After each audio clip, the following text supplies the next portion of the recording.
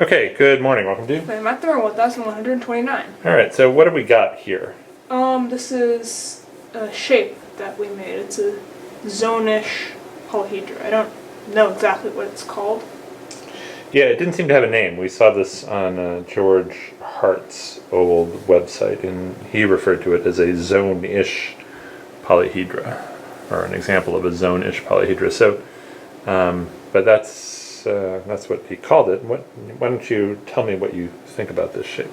Well, I guess the way that we built it is starting from these pentagon faces. We built out these rectangular faces according to an image on the site, and then from there you can extend out these edges into a rhombus, and we did that. Then we made these triangles, and then from there you can just keep extending it and adding these faces according to the formation of the polygon, or the polyhedron. And then it just sort of circles back on itself and connects all up, surprisingly. Yeah, when we were building this one, it really was surprising that it connected up back on itself. So why don't you tell me, let's see if we can talk about three things that are interesting about this shape.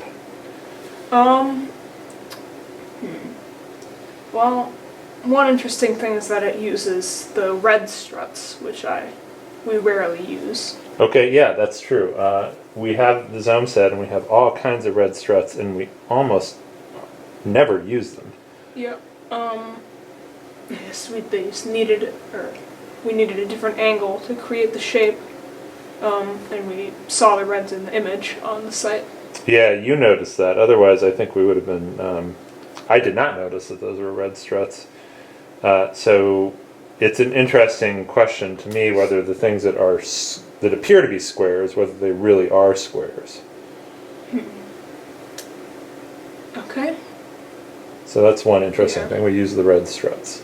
I think in the actual shape they are squares, but it's not possible to do that with the Zome struts. Yeah, probably not. Let's see. Second interesting thing, I guess, would be on another site we visited on this. It said this was sort of an enlarged version of an icosahedron. Okay.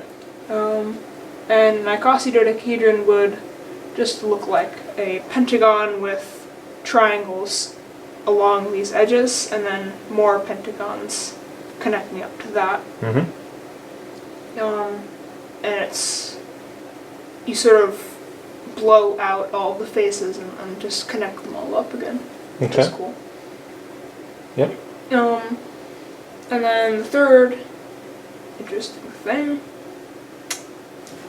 I guess, is sort of in its construction. I think it just looks pretty cool. It's almost spherical.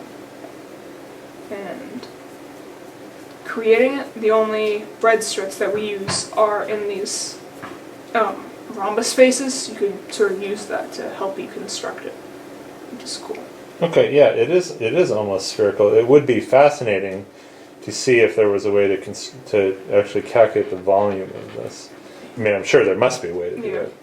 And because it's made from Zome struts, there's probably actually an exact answer to what the volume is. But it is pretty spherical. Yes. That is definitely true. Okay, well, this was a really fun project. It took us, what would you say, it took 20 minutes to build this? It took about 20 minutes to build it. We've got pentagons, squares, and parallelograms. Pentagons, squares, these equilateral triangles, and the rhombuses. Okay. All right, cool. All right, good job, Hunt. This was a fun project.